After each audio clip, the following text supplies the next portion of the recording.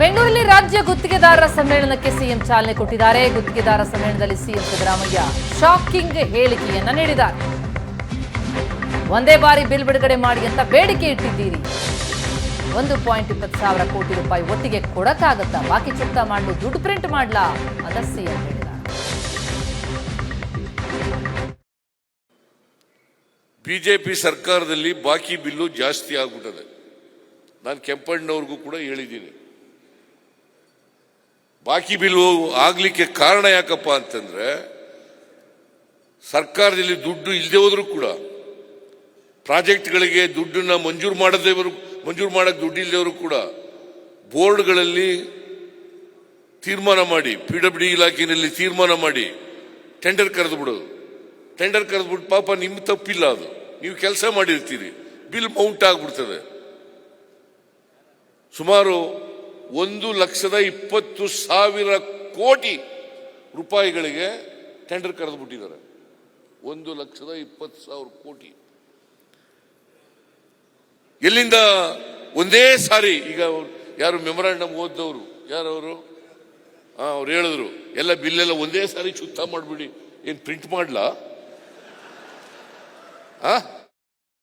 ಈಗ 15ನೇ ಬಜೆಟ್ ಮಂಡಿಸಿದ್ದೀನಿ ನಾನು. ಯಾವತ್ತಾದ್ರೂ ಕೂಡ LOC ಬಿಡುಗಡೆ ಮಾಡಲಿಕ್ಕೆ 5 ಪೈಸೆ ಯಾವನಾರು ಕಾಂಟ್ರಾಕ್ಟರ್ ಇಂದ ಕೇಳಿದ್ದೀನಿ ಅಂತಂದ್ರೆ ರಾಜಕೀಯ ನಿವೃತ್ತಿ ಪಡೆದು ಬಿಡ್ತೀನಿ ನಾನು. ಇವತ್ತು ಏನ್ ಮಾಡ್ತಾ ಇದ್ದಾರೆ, ನಾವು 4,30,000ಕ್ಕೂ ಹೆಚ್ಚು ಕೋಟಿ ತೆರಿಗೆ ವಸೂಲು ಮಾಡಿಕೊಡ್ತೀವಿ. ನಮಗೆ ವಾಪಸ್ ಬರೋದು ಬರೀ 50,257 ಕೋಟಿ ಮಾತ್ರ.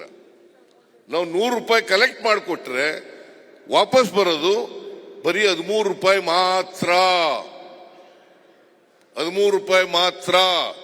ಇದರಲ್ಲಿ ಎಲ್ಲ ಮಾಡಬೇಕಲ್ಲ, ಎಲ್ರಿಗೂ ಸಂಬಳ ಕೊಡಬೇಕು, ಪೆನ್ಷನ್ ಕೊಡಬೇಕು, ಸಾಲ ಬಡ್ಡಿ ತೀರಿಸ್ಬೇಕು, ಅಭಿವೃದ್ಧಿ ಕೆಲಸಗಳು ಮಾಡಬೇಕು, ಪೆನ್ಷನ್ ಕೊಡಬೇಕು, ಎಲ್ಲ ಮಾಡಬೇಕಲ್ಲ. ಅದರಿಂದ ನಾನು ಇವತ್ತು ಮುಖ್ಯಮಂತ್ರಿಯಾಗಿ, ಹಣಕಾಸಿನ ಮಂತ್ರಿಯಾಗಿ ಹೇಳ್ತಾ ಇದ್ದೀನಿ, ನಿಮಗೆ ನಾವು ಕೊಡ್ತಕ್ಕಂಥ ನಿಮಗೆ ಬಾಕಿ ಬಿಲ್ಗಳ ಬಗ್ಗೆ ನಾವು ಎಷ್ಟು ಮ್ಯಾಕ್ಸಿಮಮ್ ಕೊಡ್ಲಿಕ್ಕೆ ಸಾಧ್ಯ ಆಗ್ತದೆ ಅಷ್ಟು ಮ್ಯಾಕ್ಸಿಮಮ್ ಅನ್ನ ಕೊಡ್ತಕ್ಕಂಥ ಕೆಲಸವನ್ನ ಮಾಡ್ತೇವೆ ಅಂತಕ್ಕಂಥ ಮಾತನ್ನ ಈ ಸಂದರ್ಭದಲ್ಲಿ ಹೇಳಲಿಕ್ಕೆ ಬಯಸ್ತಾ ಇದ್ದೇನೆ.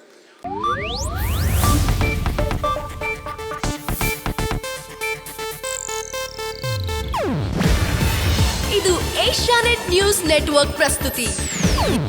ನೀವು ನೋಡ್ತಿದ್ದೀರಾ ಏಷ್ಯಾನೆಟ್ ಸುವರ್ಣ ನ್ಯೂಸ್.